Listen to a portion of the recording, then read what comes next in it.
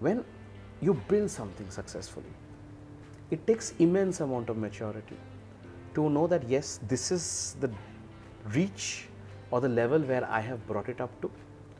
Now I want to reach the moon, I want to take it to the X, Y, Z next level, and this is the catalyst that can, or this is the springboard that can. Having said that, why maturity? Suddenly your baby is no more your baby. Yeah.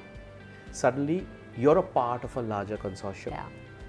Yes, of course, you have your skin in the game, you have your stake, you have your P&L, you manage, but you are now going to be a part of a larger group, larger Correct. protocols, larger thought processes.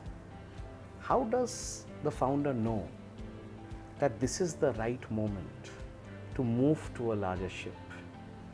How does a partner deal with that depression or that mindset of separation anxiety of saying my baby is now going to a larger home and I suddenly become maybe a part of a larger ecosystem? Take us through that mindset, because a lot of our viewers might also face that conundrum. They may say, yaar, shayad ye acquisition sense banega, shayad ye merger sense banega, shayad housing myself in this sense banega, but XYZ reason ka clarity nahi hai, so I'm very scared. Or a great opportunity because of prejudices, because of views, because of noise can be missed out because people have not got that education. You've been a part of a very successful merger, very successful group acquisition, part of a group. Take us through that journey.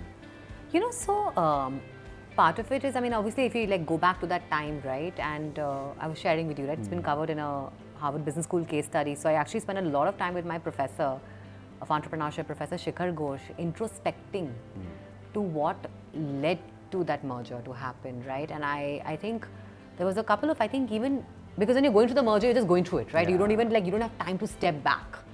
And I think the case study process gave me time to step back. So I'm a little bit more clearer now. So I'll lay out the 3 reasons, right, that the decision happened, right? And honestly, I don't think I'm the most mature person in the world, Vinayak. I think it's a function of these three things, right?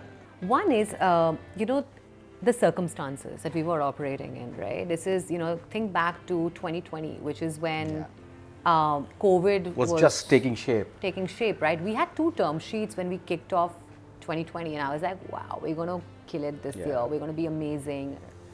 And both those term sheets Overnight went away. disappeared. And remember the first term sheet that I was, and it was an SHA process actually. Term sheet, it was like proper, like it was Documentation stages documentations are going on, right? And you know, even to like get consensus in the term sheet takes so much time, right? So imagine before that was like a 9-month process, if you will, right, of cultivating those deals. When it went away, I remember it was a different house. My knees buckled. I got the call. My knees buckled. I fell down because it was in the start of the pandemic. We had, I think, 5 to 6 months of cash left in the bank at best. Team को मैंने बोल कर रखा था कि अरे पैसे आ रहे हैं, don't worry, अभी और बड़ा करेंगे, ये करेंगे, right? And the call came. So I remember that whole day. I just, and I've not actually dealt with. I mean, I've dealt with grief in terms of loss. It was almost at that level of grief. So anyway, I want to just share that. I mean, it's not all hunky-dory always, right? It's never hunky-dory. And then, of course, it started the whole process of saying, okay, now what next? What's next? And I think that's the one thing I would credit about myself. I know how to get myself up from these Bottom of the barrel moments. I know how to make it happen. I'm like, this can't be it. This is not the end of my story. But that's right? again the power of mindset, yeah. Yes, and maybe it's a function of all the formative experience we've had. But anyway, mindset is because of that. Exactly. So I slept through that night. I mean, I didn't sleep, but whatever little sleep I had. And next day I said, अब करना है कुछ, अब कुछ नया करना है, कुछ नया देखना है. Like, you know, how do we make this work, right? It has to work. Yeah. It can't stop here. True. And so I went and talked to my internal investors, and I figured out another term sheet from a mix of external, so a US-based fund, and my internal investors. Of course, that was a very, very, I think, a very fraught negotiation, because it also required a certain kind of recapitalization and a certain kind of a conversation, right? And that took me another like 9-10 months extra, like beyond that. Now you ask how we survived. We survived because we launched 3 products in the meantime, 3 Baby Chakra physical products, consumer products, which were had been co-created by a community of mothers and doctors. We launched them on Amazon, right? And they became bestsellers. They became such insane bestsellers that actually Amazon blocked us after the first 3 days of us launching it. They said, "Kuch jhol chal raha hai isme." can't be this kind of traction we've never seen before. You know, newly launched like a baby care product, right? And that monies, right, actually kept us going for an additional couple of like 5 to 6 months, right? Otherwise, we wouldn't have survived. Yeah. So anyway, so that term sheet came in, and then we were negotiating that, and that took forever. And then Darpan reached out to me and said that, you know, and I'll tell you about that story separately. So that was one piece, right? So circumstances, right?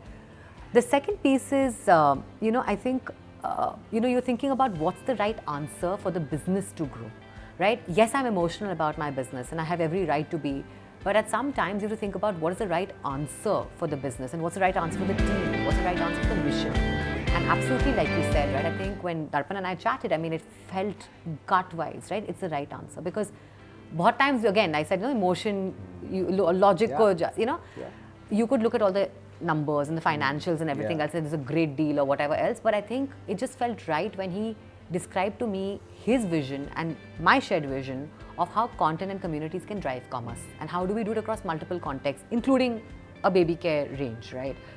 And that stayed with me. So I think the second piece was the context in the incoming company also felt right, right? The founder to founder wavelength match, right? And the third piece to it was that, you know, honestly, speed of decision making. And it's true.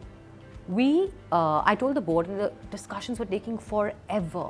These are big decisions to take, right? Massive ones. And finally, you know, thanks to Arihant, actually, Arihant Patni, who was one of my investors, he basically, I said, well, how do we solve this, Arihant? I need your help.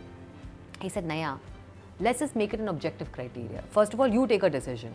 So I was like, that's not objective. If I'm taking a decision, that's not objective because there's incentives both ways, right? I said, the most objective criteria I can take is what deal closes fastest. And that's what we went back to the shareholders with. And then Darpan's deal closed fastest and we moved ahead with MyClear.